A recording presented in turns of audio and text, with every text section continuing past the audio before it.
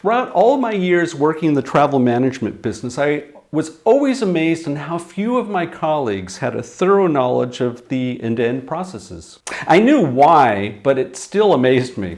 Okay? In smaller agencies where everyone does everything, they'll have a good idea, but there will be tasks that simply don't show up on their radar screen. Let me give you an example. Someone from a smaller agency will know how to build a profile, make a reservation, issue a ticket, and write an invoice. They might even need to complete some accounting data. Explain then a profile tool or an HR feed, pre-trip reporting, or even an online booking tool. And this is all terra incognita. So you have a situation, especially with the large travel management companies, as I mentioned, where very few people have a grasp of all of the end-to-end processes. And it's a shame. Even worse, there's a price tag you can put on it. Let me list off a few. Productivity loss.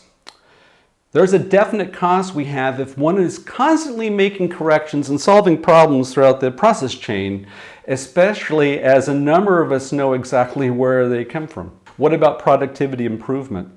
If you don't have an overview of the entire process, how can you know that it's all necessary? Travel processes are not as easy as a lot of people think. We have a number of systems and even more suppliers where the business rules are becoming more and more conditional. That's right, there's a lot of money at stake. And I wondered why no one has tried to properly explain what these processes look like and take a stab at best practice. So I decided to go for it myself. In this course, I'll go ahead and explain each part of the process. Who's involved in which region of the world, right? There are regional differences in case you didn't know. And we look at all the various issues to be found along the way. I will give you real-life examples so that you can benefit from my 30 years of global experience within the travel management business. This quest starts at the time the client is implemented. I explain what to keep in mind at deployment. Where is the customer profile hosted? How many countries are being serviced? What online tools are being used? Is there just one agency or multiples that need to work together? Our next stop is looking at both the customer and the traveler profiles. How are they maintained? Do we just have one per traveler? You laugh. I think multiples might unfortunately be the standard. What are reference fields? Where does the travel policy fit in? What is a master profile? We move on to the booking process and what needs to be done in the beginning to get it right. What is a point of sale? Anyone for pre-trip reporting? What are dynamic reference fields and what happens when you don't get this data right? What is quality control? What are savings fields? Fulfillment is our next station. The GDS ate my filed fare. Once online has suddenly become offline.